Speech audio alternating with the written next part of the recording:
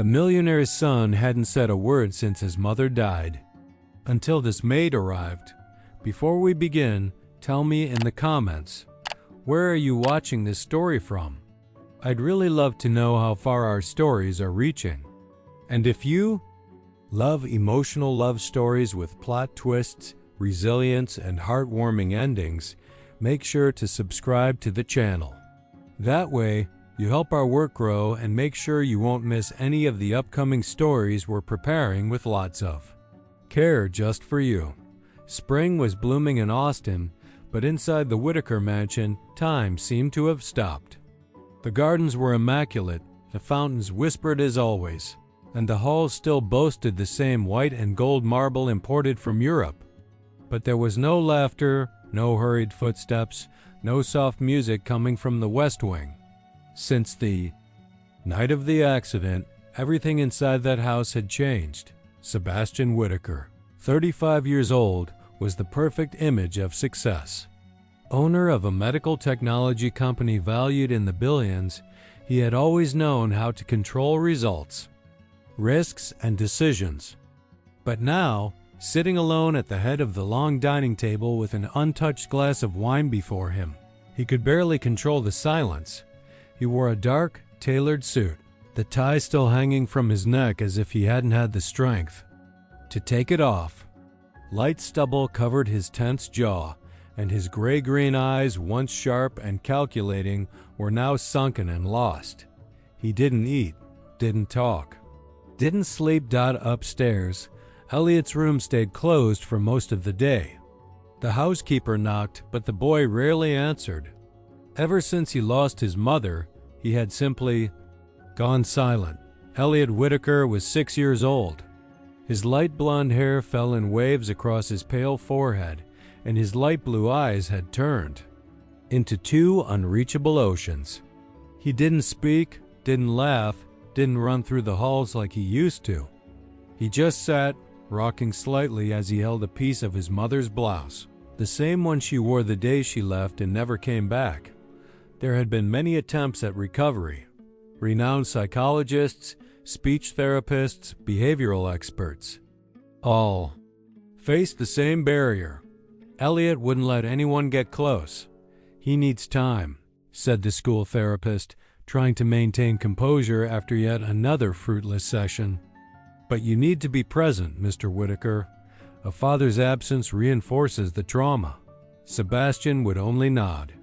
The truth was he didn't know how to be present.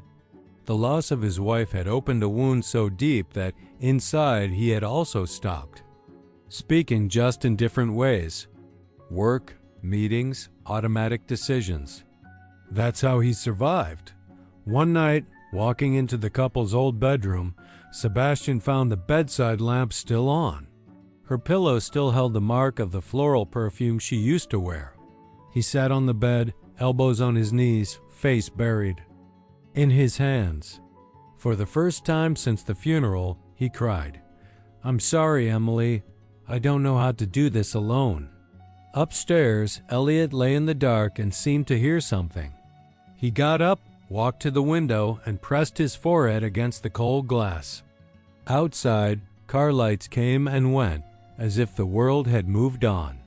But inside that marble house, everything was still frozen in time. Nannies came and went. Staff didn't last. It was impossible to keep anyone long, given the strict rules and the house's oppressive silence. None of them could handle a boy who didn't speak, and a father who, though physically present, seemed emotionally gone. Whitaker Mansion was a monument to luxury, but at that moment, it was just a tomb, silent, unyielding, and cold. Sebastian looked at the portrait of his wife above the fireplace and whispered, "He doesn't talk, because I can't either." And in that shared silence, father and son sank together, each trapped in their own pain, unaware that very soon, fate would bring someone who would break that cycle. Someone with no voice in society, but who carried within her a strength capable of reaching places no one else could. Next morning, as the sun timidly rose over the fields of Austin, a white van quietly pulled up to the side entrance of the Whitaker Mansion.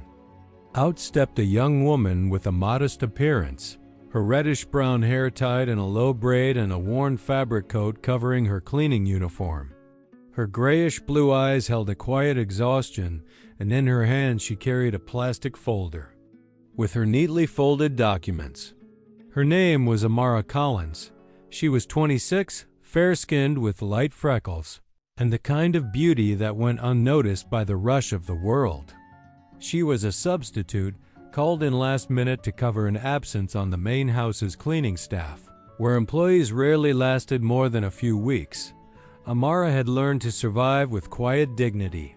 Since the age of 15, she had worked in wealthy homes, sometimes as a caregiver for the elderly, sometimes as a cleaner. She knew where to step, what not to ask, what never to mention. She simply did her job with excellence and left without being noticed. You'll enter through the service wing. Avoid the east wing. And absolutely no interaction with the boy. Understood? Instructed the housekeeper, a stern middle-aged woman who seemed to repeat that warning with the coldness of someone who had given up trying to understand. Amara simply nodded with a soft, "Yes, ma'am." She walked the long corridors of the mansion with light steps, her cleaning cart barely making a sound on the marble floors. The air inside was heavy, as if time moved slowly. Everything sparkled, yet an invisible emptiness hovered in the air. She entered one of the bathrooms in the east wing, unknowingly disobeying the recommendation, and started working. She had the habit of softly humming when focused. It was barely a whisper, an old tune her mother used to sing while washing clothes in the backyard. Without realizing it, the sound slipped through the tiles and drifted into the empty corridor, like a breath of life. That's when she heard footsteps. Very soft ones. She slowly turned around and as she lifted her gaze, saw him for the first time. Elliot, barefoot. In a long-sleeved shirt and gray sweatpants, the boy stood in the doorway, watching her as if seeing something rare and indecipherable. He said nothing, didn't smile. He just looked. Amara froze for a moment. She didn't want to scare him. Then, very slowly, she knelt beside the bucket and continued scrubbing the floor, as if her being there was the most natural thing in the world. But this time, she hummed a little louder. The same gentle tune, full of memory. "Do you like music?" she asked softly, not expecting a reply. Elliot didn't move. But he didn't run away either. That small choice, not to leave, was more than any therapist had achieved in months. Amara smiled, without looking directly at him, and picked up a dry cloth to wipe the floor. The boy took one step into the room. His eyes remained locked on her, but there was something different, as if he were trying to remember something. Amara then sat back on her heels and gently reached for a clean towel at the edge of the sink. The motion was soft, almost maternal. She said nothing, but inside she felt a strange vibration, as if that gaze had passed straight through her. "It's okay. I like silence too," she murmured. Elliot stepped closer. The soft light from the window reflected in his eyes, and Amara saw, for the first time, the glimmer of something that had long been asleep. Maybe hope. But before any words could be spoken or felt, hurried footsteps echoed down the hallway. The housekeeper appeared, breathless. "Master Elliot, you shouldn't be here. Go back to your room." Elliot flinched, his gaze retreating inward as if startled from the inside. He ran off without saying a word. Amara remained on her knees, cloth still in hand, staring into the void. But now she knew. For some reason she didn't yet understand, that boy wasn't afraid of her. And, for the first time since she had entered that mansion, she didn't feel invisible. Upstairs, Sebastian had been watching everything from afar through the security cameras installed in the corridor. His eyes narrowed, jaw tense. He paused the footage at the exact moment his son stood before the unfamiliar woman. "Who is that?" Woman, he murmured to himself. Little did he know that this simple, quiet presence was about to change everything. Sebastian watched the footage again that night, alone in his dark wood-paneled office, illuminated only by the bluish glow of the screen. He replayed the moment Elliot appeared in the hallway and stood before the young cleaning woman. The boy didn't speak, didn't touch, just watched. But there was something in the way he stood there, something that deeply unsettled him. Jaw clenched, Sebastian paused the image. He leaned closer to the screen, trying to decipher the scene like a riddle. This can't happen, he muttered to himself. The next morning, with bloodshot eyes from lack of sleep, Sebastian summoned the HR manager for a brief and cold conversation in the winter garden. I want the new employee dismissed. The young W.O.M. and Amara Collins, the manager hesitated. She's barely completed 3 shifts. Was there a complaint? Sebastian crossed his arms, the light gray suit highlighting his broad shoulders. His tone was firm, non-negotiable. She crossed the line. She interacted with my son without permission. Elliot is vulnerable. I don't want him forming bonds with someone who will disappear later. The order was carried out before lunchtime, discreetly, like everything in that house. Amara was called to the service area, handed an envelope with a week's pay, and given the news, dry and procedural. There was a mix-up. We only needed someone for 2 days. Thank you for your availability. She didn't question it. Simply grabbed her bag, walked down the back steps, and left through the same side gate she had entered. Upstairs, Elliot sensed a different kind of silence. Not the usual one. This one was emptier. He slowly came down the stairs, his bare feet touching the cold marble, until he stopped in the hallway where he used to see her. Nothing. No soft voice. No humming. And then he knew. He ran to the front door, pushed it open with force, and stepped outside for the first time without permission. The driver, chatting on the phone near the car, turned around, startled. Elliot? Hey, wait. But the boy had already spotted the figure of Amara walking through the garden gate. The commotion drew everyone's attention. The front gate security guard approached, and the housekeeper appeared running, frantic. My God, he went out alone. Elliot ran as fast as he could until he tripped on the stone path. As he fell, his thin arms stretched toward the figure walking away. Ma. It was almost a whisper, hoarse, broken, but unmistakable. Amara turned, froze, her eyes filled with tears immediately. Without thinking, she ran back and knelt in front of him. The boy wrapped his arms around her tightly, his little body trembling. And then, there, in front of everyone, he cried. A cry held in for months like a dam breaking open, releasing all the silence he had locked inside. From the top of the stairs, Sebastian witnessed the scene in shock. Something inside him, something he had tried to bury since the funeral, cracked just a little. That same evening, after hours of silence, he called the household staff to a closed-door meeting. Amara Collins will be rehired, but with specific duties. The housekeeper raised an eyebrow. Duties, sir? She will be responsible for accompanying Elliot during the morning hours as a temporary caregiver. I don't want deep emotional involvement. No false expectations. He is still in treatment. So, she's a nanny? Temporary, he replied sharply, with minimal contact. Once again, the orders were followed. But deep down, Sebastian knew something had shifted.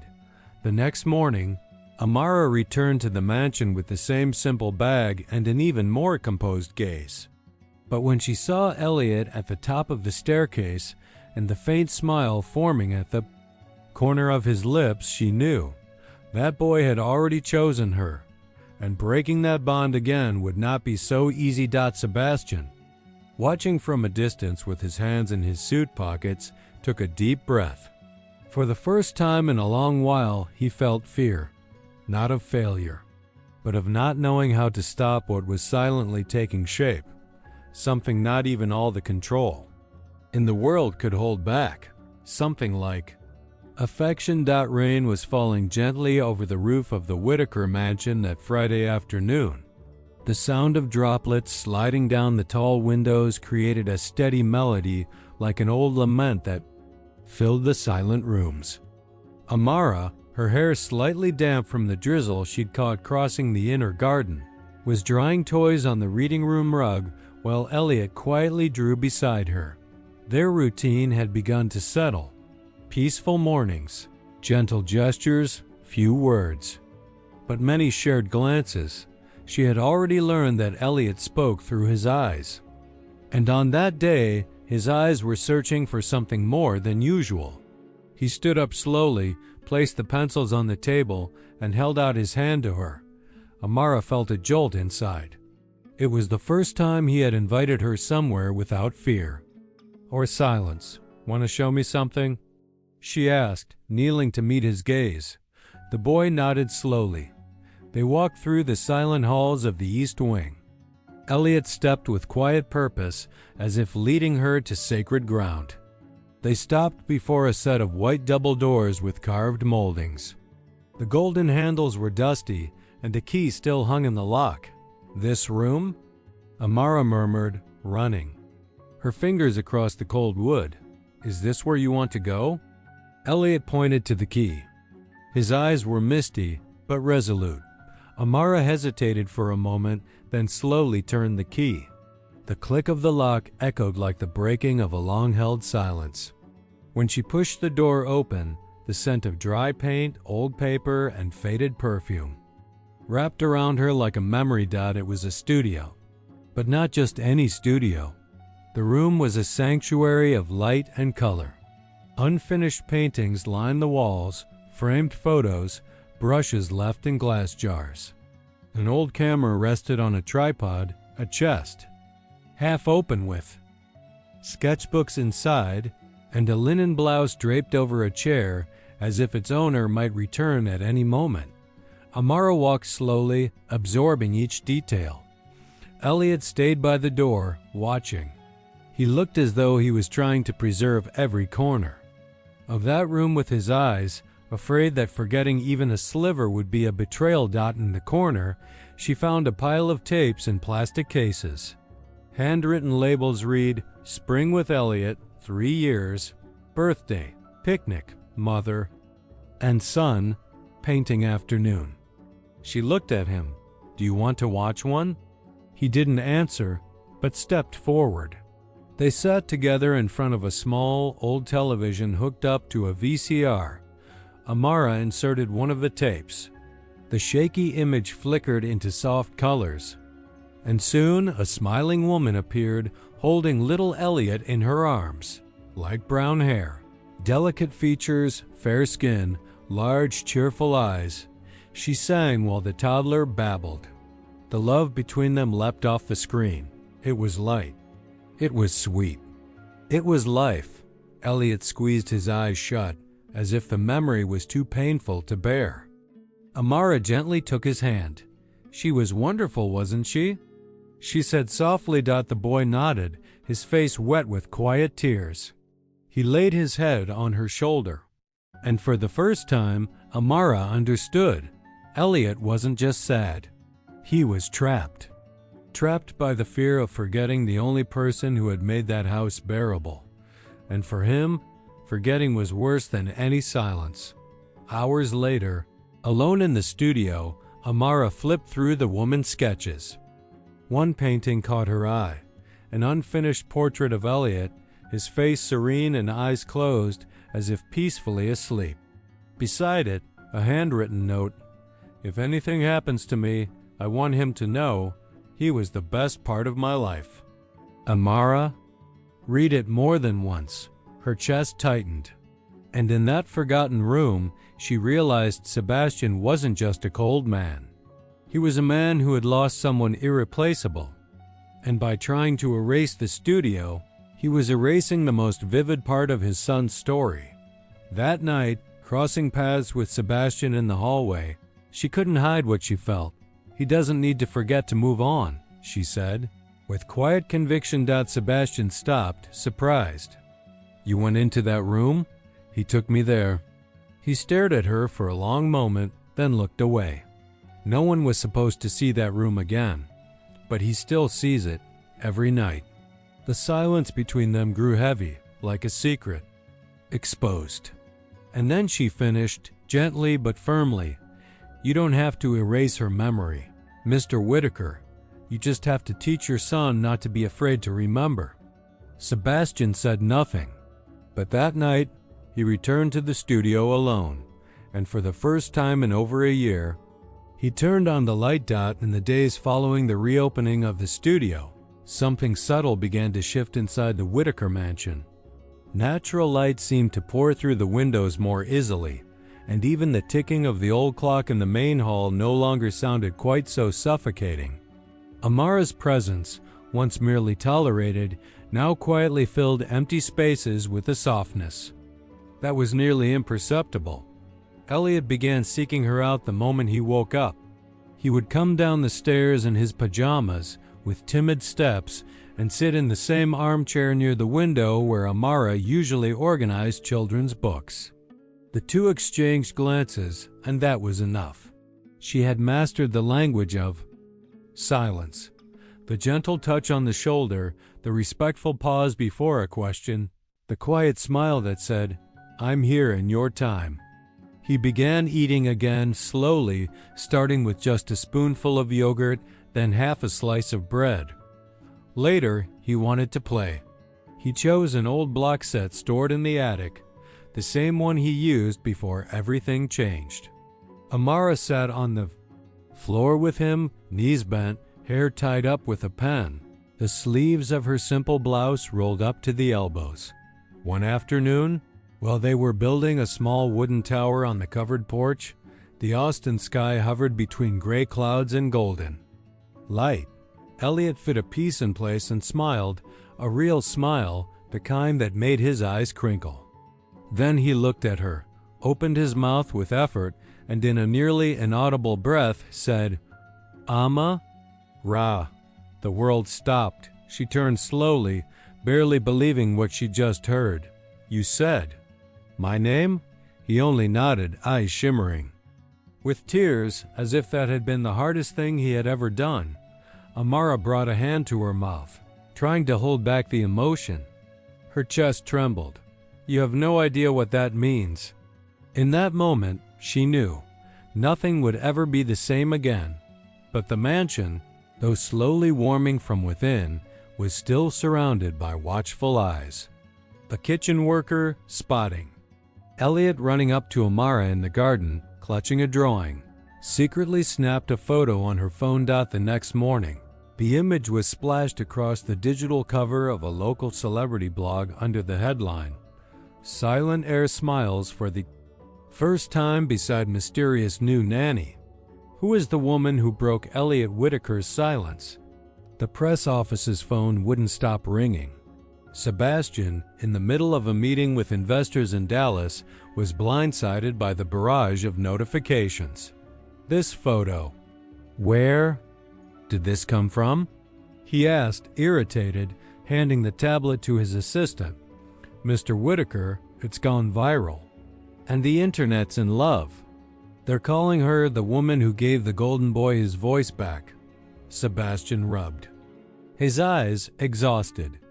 "This could hurt our institutional image. I don't want rumors about emotional ties that don't exist." But even as he said it, he felt the weight of the lie. Because, though he refused to admit it, something inside him stirred every time he saw Amara laughing with Elliot. Every time she passed him in the hallway and said nothing more than "good morning," in that voice that always seemed to know more than it said. That evening at dinner, Amara didn't sit with Elliot as usual. Noticing her absence at the table, Sebastian looked around, puzzled. "She's not having dinner with him?" He asked the housekeeper. She asked to eat in the staff dining area. Said she thought it best to keep some distance. after the exposure. He remained silent for several seconds. His fork paused mid-air. Outside, in the courtyard, Elliot taped his drawing to the window pane. It was a childlike portrait of 3 figures holding hands. One was clearly him. In the middle stood someone, with reddish-brown hair, smiling. And beside them, a man in a suit with a serene expression. At the bottom, written in crooked letters, it read, "Me, Ama, Ra, and Daddy." From the other side of the glass, Sebastian stood up slowly. He placed his hand over the drawing and breathed deeply. Maybe. It was too late to pretend that none of this was affecting him. The storm building in the Austin sky that afternoon was a warning of what was to come. Dark clouds gathered above the Whitaker mansion as the first drops tapped against the glass paneled windows of the conference room. Inside, Sebastian tried to focus on numbers, graphs, and legal terms, but his mind kept drifting back to the drawing taped to his son's window. The one with Amara's name next to his. That was when the door opened without warning. She walked in as if she had never left. Tiffany Hawley, 33, Texas socialite, heiress to a luxury retail chain, possessed the kind of beauty that commanded attention. In any room, tall, slim, with perfectly waved blonde hair cascading over her shoulders, icy blue eyes hidden behind expensive sunglasses, and a posture that blended charm with calculation. "Sebastian," she said, removing her sunglasses with a graceful motion, "we need to talk, now." He dismissed the investors with a brief nod and stood, visibly tense. It had been over a year since they'd separated, just days after Emily's funeral, and Tiffany had disappeared without a word. But there she was, flawless as always, and more strategic than ever. "You can't just show up like this," he said, measured. "Can I? Come on, Sebastian. You and I both know this house, this image. It all needs more than rumors about some enchanting little maid to hold it together. Amara is not the topic right now," she cut him off coldly. "I'm here because the Saudi investors your board is so desperate to land only trust family structures that appear stable. And you, Sebastian, are a lonely widower surrounded by emotional volatility. That's a red flag." He rubbed his jaw, saying nothing. Tiffany stepped closer, placing a folder of documents on the table. "If we marry legally, just for 2 years on paper, confidence goes up, the contract gets signed, and you secure your company's global expansion." "You're suggesting a fake marriage?" She smiled like she was offering a seat at a 5-star table. "Call it a strategic alliance. And of course, there's one condition." His eyes narrowed. "What is it?" "The immediate dismissal of the nanny-turned-blog darling. She's far too delicate for this world, Sebastian. And you were never good with sweetness, remember?" He didn't respond, but his silence said more than any words. Tiffany raised an eyebrow and delivered the final blow. "Either your son goes back into silence, or you sign the biggest deal in your company's history. Choose." That same night, Amara was handed a new envelope. No explanation. Only the housekeeper's strained voice. "I'm sorry. Direct order from Mr. Whitaker." She didn't cry. She just pressed her lips together, glanced upward as if to hold back a quiet fury rising in her chest, and left.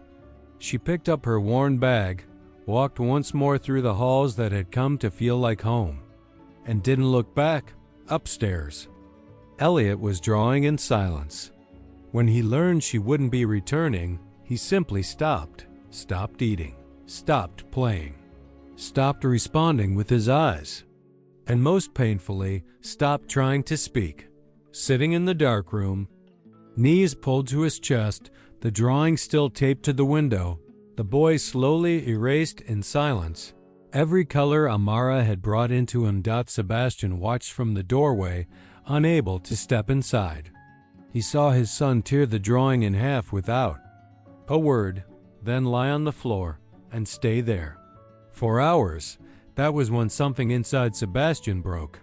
He was winning the world, but losing everything that really mattered.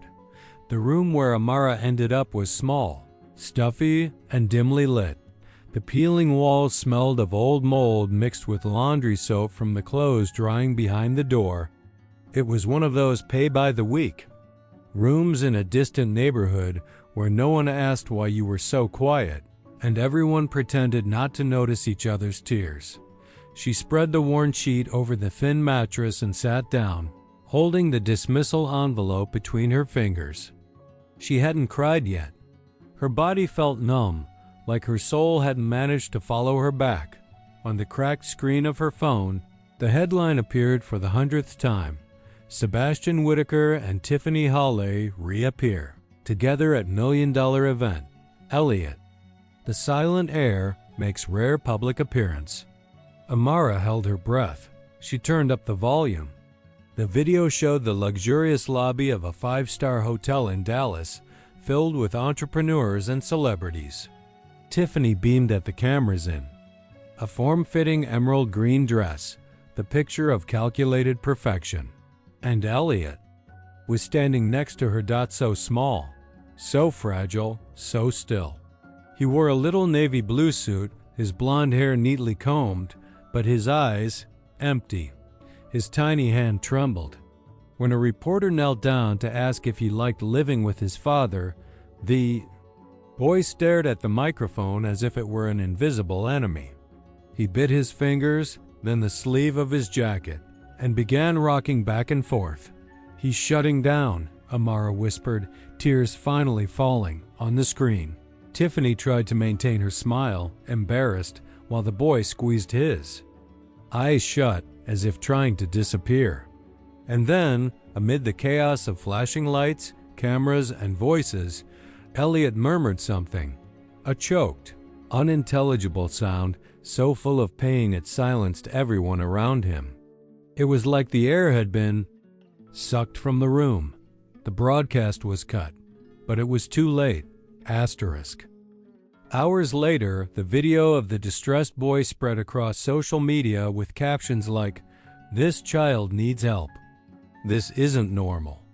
At the mansion, Sebastian watched the scene alone, still in his suit, an untouched glass of whiskey on the table.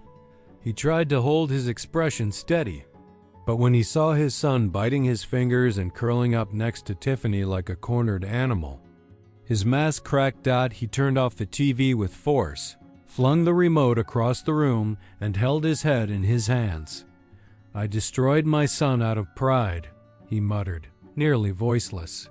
"For image, for contracts, for appearances, I handed him over to the void." From the office door, the housekeeper, who had been with the family since before Elliot was born, couldn't stay silent. "He was calling for her, sir.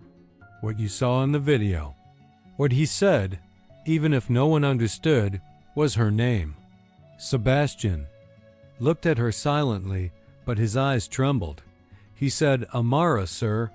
No one heard it, but I did. Sebastian stood abruptly. He grabbed his car keys and left the mansion without explanation. He drove through Austin as if fleeing from himself. He stopped in front of the old house where Amara had once lived, asked about her to an elderly neighbor, then a delivery driver, until he found the address scribbled on a worn piece of paper. He knocked on the door of the rental room at the end of a narrow hallway, heart pounding in his chest. The sound of rain tapping on the roof matched the rhythm of his breath. When she opened the door, the world paused for a second. Amara stood there, hair down, wearing a simple gray wool sweater and loose pants. She didn't smile. She didn't ask anything. She just looked into his eyes like she already knew. "I did everything wrong," he said, voice rough, "and I'm not here to ask for forgiveness. I'm here to ask for help." She took a deep breath, unmoving. The hallway was still narrow, still tight, but something inside her expanded. Sebastian lowered his gaze, his shoulders defeated. "He needs you, Amara. and so do I. The hallway still smelled of fresh paint and reheated food, but in that instant, everything felt suspended in time. Amara stood at the door, unmoving, staring directly at Sebastian as if his words were still echoing through the air. He needs you, Amara, and so do I. She pressed her fingers together, her gaze steady, her breath measured. There was something different about her now. She was no longer just the woman who cared for a child.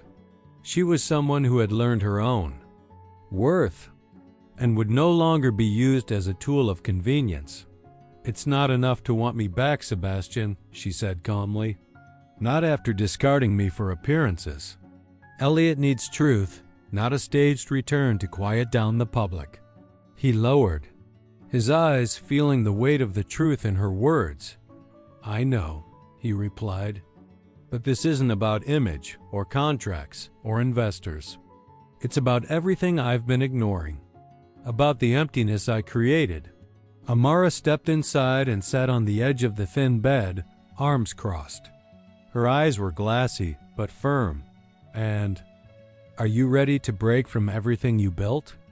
Are you really willing to lose everything your name stands for?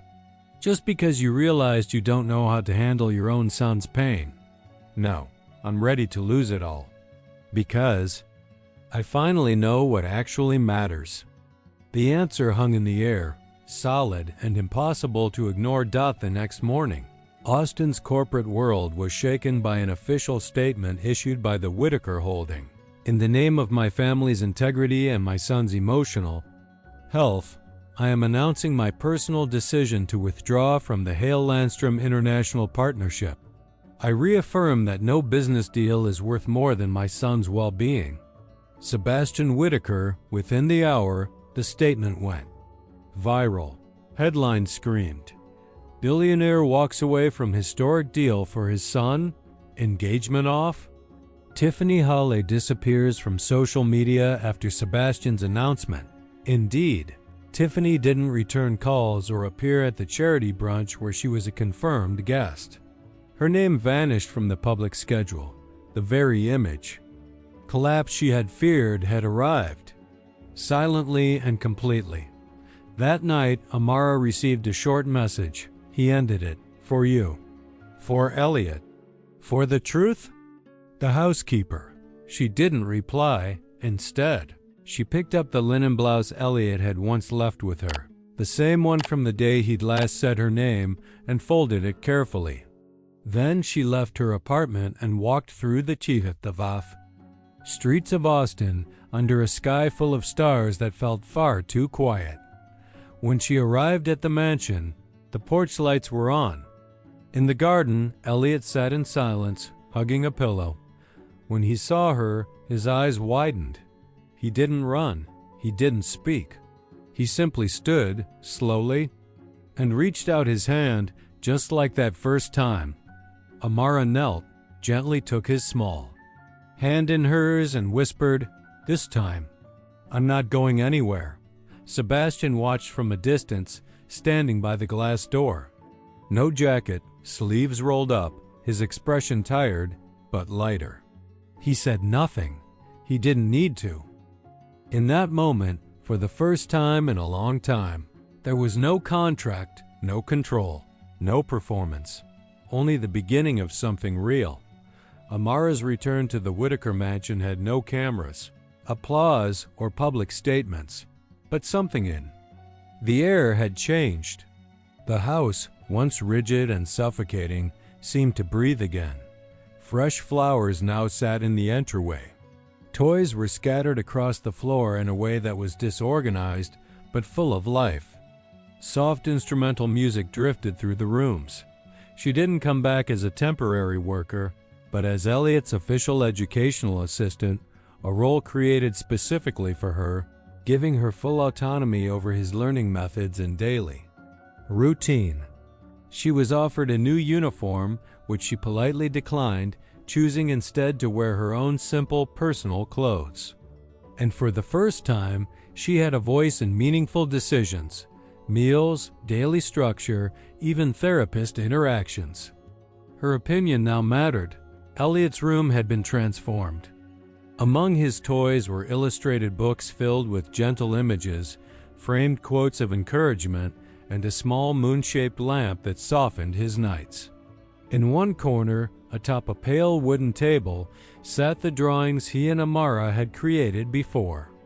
She was dismissed, now framed. On her first day back, Elliot ran to her before he even finished breakfast. He jumped into her arms, wrapping his small body around her with such force that, for a moment, Amara forgot all the pain she'd endured.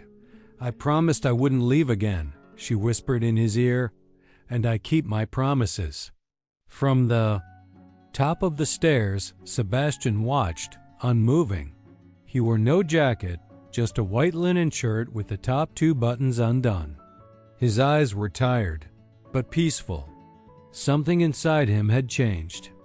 The walls were starting to come down. In the weeks that followed, the mansion's rhythm shifted. Sebastian reduced his workload, started working from home 3 days a week, and instead of eating alone in his office, began having lunch with Elliot. And Amara, sitting at the table like someone learning, day by day, how to be a father. One day, after a painting activity, Sebastian offered to help clean the brushes. Amara was caught off guard. It was the first time she'd seen him without a suit and with sleeves rolled up, his large hands stained with blue paint. "You comfortable with chaos?" she teased, laughing softly. He gave a shy half smile. "Only when it teaches me something." From then on, Sebastian began seeing her with new eyes. He started asking small questions about her childhood, her parents, the aunt who raised her, the books she used to read while falling asleep in her room. She shared with 2 cousins, "Why didn't you finish college?" He asked one night during a simple dinner on the back porch, with wine glasses and a homemade pie. "Because life didn't give me the time," she replied. "But maybe now I can try again." "What if I said I want to help?" She met his eyes calmly. "What if I said I don't want to be rescued? Just accompanied?" He nodded slowly. "Then I'll stay." The way they looked at each other began to linger. The silences between them became less awkward and more intimate. There was a new tenderness between them, built on respect, attention, and mutual admiration. It wasn't fiery passion or blind desire. It was rarer. It was foundation. One afternoon, Amara walked into Emily's old studio and found Sebastian there, sitting with Elliot in his lap. They were watching an old video of Emily painting. "She was the soul of this house," Sebastian said, voice unsteady. "And, do you still love her?"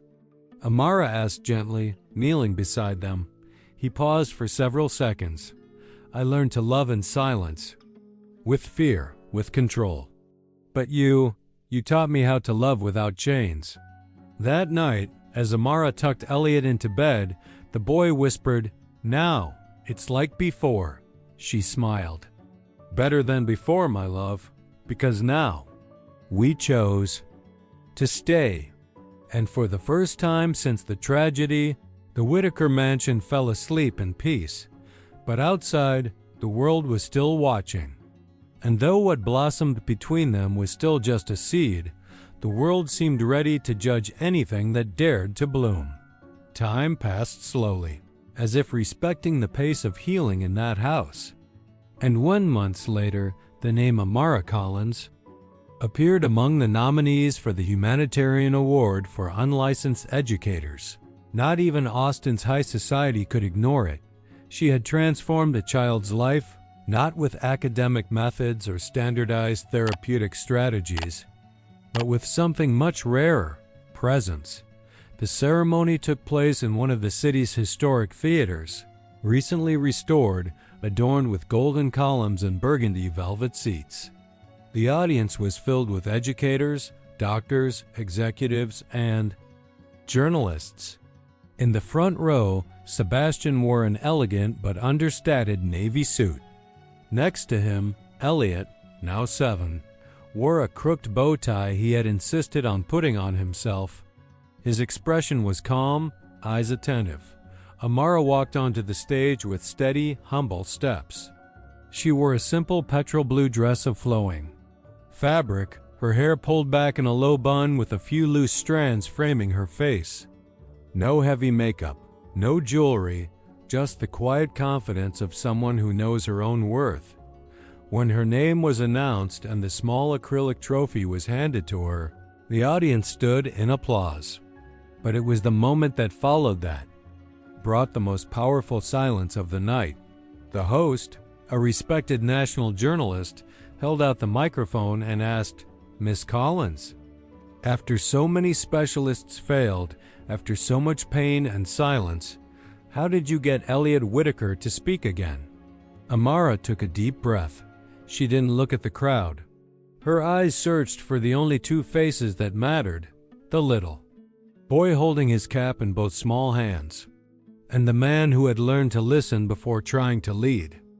She smiled, calm and genuine. "Sometimes," she began, her voice steady, "the key you've been searching for in every locked vault is in the hands of someone you never thought to look in the eye." The room stilled. When I arrived at that house, I wasn't welcomed as someone with answers. I was seen as someone who was meant to stay quiet and obey. And that was okay, because it was in the silence that Elliot taught me what he really needed. Wasn't someone to teach him how to speak. It was someone who would truly listen. The camera zoomed in on her face as she continued, unhurried. "Today I'm here, but only because he allowed me in. He healed me. I was just present, and that any human being can do. You just have to choose to see." The room burst into applause, but she wasn't done yet. Amara walked to the edge of the stage and extended her hand. Elliot stood silently and walked to her as if the gesture had been rehearsed in their hearts. Sebastian followed a few steps behind, discreetly, removing his suit jacket before stepping up, as if to say, "I'm not here as a CEO, I'm here as a father." She held Elliot's hand in her left, Sebastian's in her right, and together they turned to the audience. No employers, no employees, no heir, no housemaid. Just a family, one that had chosen each other not out of convenience, but out of truth. As they exited the stage, cameras flashing, microphones reaching, one of the city's most seasoned journalists leaned toward a colleague and whispered, "That you don't learn at Harvard." Hours later, back at the mansion, Elliot ran across the lawn with a colorful kite, laughing freely. Sebastian watched from the porch, arms crossed, a quiet smile on his lips. Amara joined him with 2 cups of tea, and the two stood in silence, taking in the life that had cost so much to rebuild. "You know you don't have to work here anymore, right?" he said, without turning to her. "I know. But who said I'm still working?"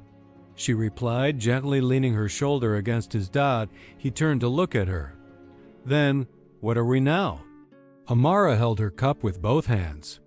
After a moment, she answered with a soft smile. "A story no one expected. But that makes perfect sense." And for the first time, sunlight touched the Whitaker home like it never had before. "And now tell me, what did you think of this story?" Leave your rating from 0 to 10 in the comments. I'd love to know how this journey touched you. If this story moved you, like the video, share it with someone who also believes in the power of true love and healing, and subscribe to the channel so you don't miss the next chapters. Before you go, I've picked out another touching story that will warm your heart even more. Just click and keep living with us these stories that remind us what really matters.